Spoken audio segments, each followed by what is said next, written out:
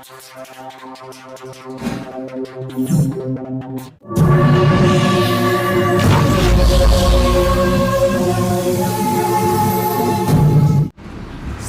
Him to a severe examination. Severe माने होता है गंभीर, एग्जामिनेशन यानी परीक्षण।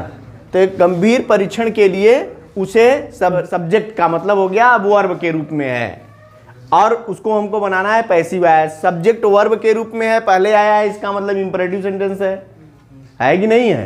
ये तो बात क्लियर हो गई ना। और हिम क्या है? ये आपका ऑब्जेक्ट है।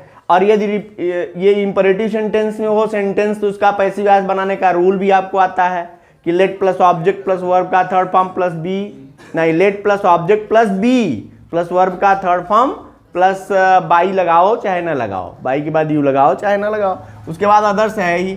तो हम क्यों ना इसको शुरू कर दें? तो क्वेश्चन हो जाएगा आपका, सॉरी आंसर हो जाएगा लेट हिम बी सब्जेक्टेड, यही ना, subjected to a severe examination.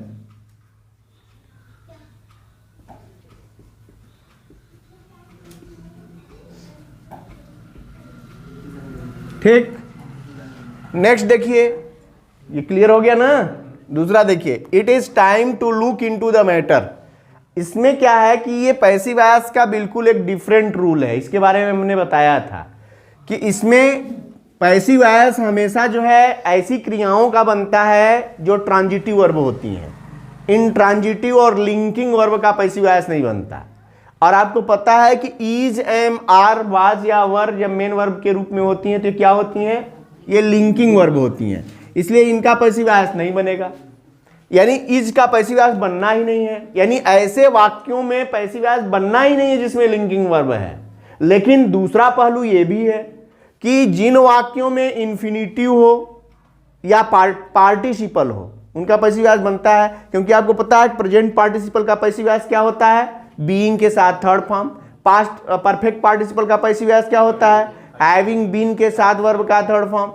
तो इसका मतलब ये पैसिव वॉइस जब दूसरे नॉन फाइनाइट वर्ब्स का भी बनता है तो क्यों ना यहां पर देखें कोई नॉन फाइनाइट वर्ब है कि नहीं है। जैसे यहां देखो इन्फिनिटिव है, टू लुक इनटू, यानी ये लुक इनटू के पहले टू जो लगा है ये इन्फिनिटिव का प्रयोग है। तो जो इन्फिनिटिव है उसका पैसिव वॉइस बनता है, आपको पता है, टू बी के साथ थर्ड फॉर्म। अब ये यहां पर और एक बात जुड़ जाए कि जब हम इन्फिनिटिव का पैसिव वॉइस बनाएंगे तो इन्फिनिटिव का ऑब्जेक्ट भी होगा कि नहीं होगा? तो इसका मतलब to look into the matter. The matter क्या है? ये ऑब्जेक्ट है, इसको हमको बाहर करना पड़ेगा क्योंकि ये पहले होगा और ये बाद में होगा।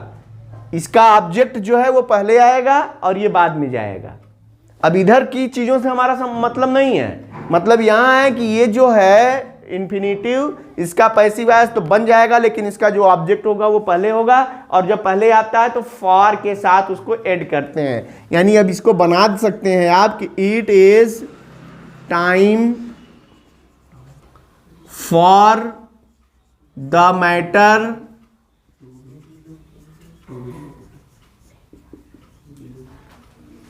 To be looked into.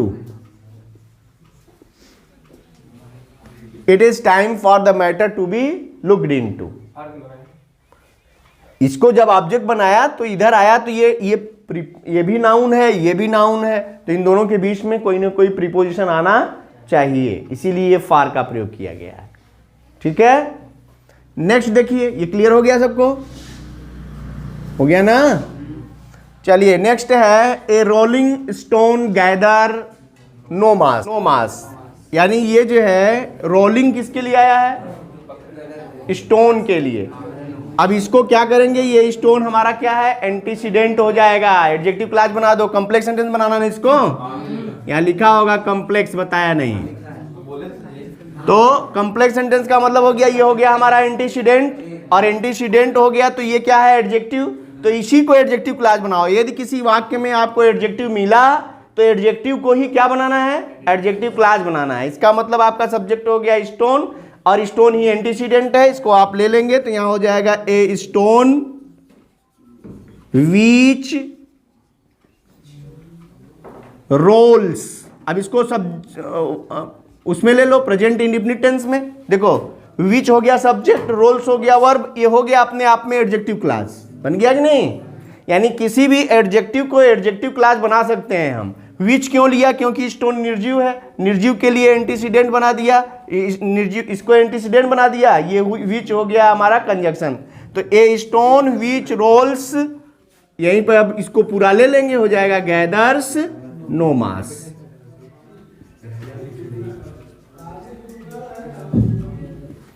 A stone which rolls gathers no moss, यानी एक पत्थर जो लुढ़कता है वो दलदल में फंसता नहीं है।